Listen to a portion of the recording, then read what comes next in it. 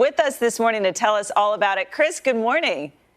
Good morning. How are you? I'm great. And my 3.5-year-old son is going to flip out when he realizes that I'm talking with Captain America himself this morning. But you're actually going to talk about this newest project, A Starting Point. I went to the website. It's so easy to navigate, and it's something you've been working on since 2017. So kind of break it down for us, this latest passion, and explain what it's about. Sure. Well, the ultimate goal is to create more participation. And I think one of the things that stifles participation is the fact that politics is a daunting landscape. It's overwhelming.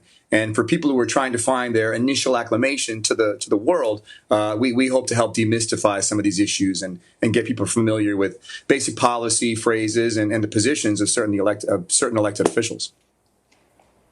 So it sounds like one of the next steps is to get students involved by, partnering with the Close Up Foundation. Tell us how you plan to do that. Sure. Well, yeah, we partnered with Close Up. They're a fantastic organization.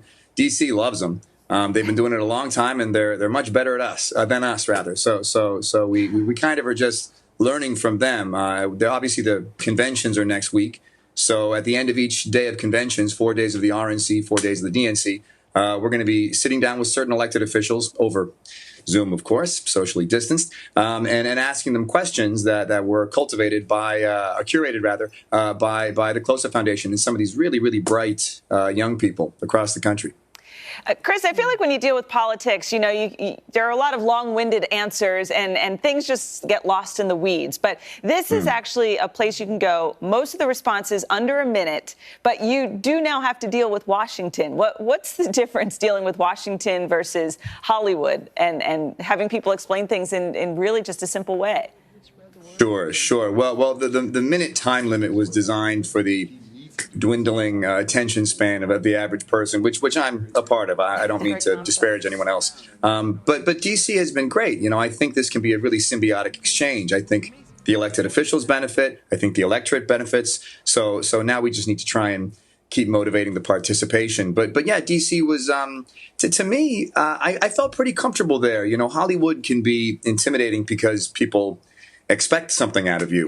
No one expected anything out of me in DC. So when expectations are low, I thrived.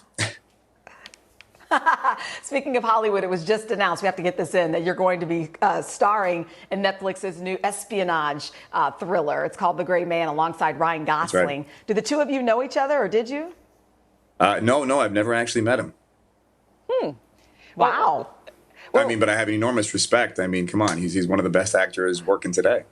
Hello, of course. Of course, we're wondering, is this another role that requires getting in shape? Have you been able to just kind of use quarantine to your advantage?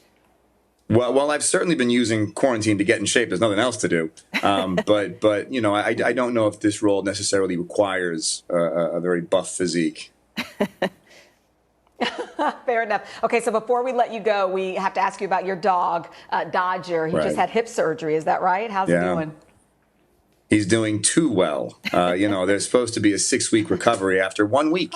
He was ready to go, flying around the house. And that's been the biggest challenge, trying to get him to stay calm and not overexert himself. But the doctor did a phenomenal job, and he's recovering incredibly quickly. And hopefully in the next couple of weeks, he'll be flying around like he did 5-6 years ago.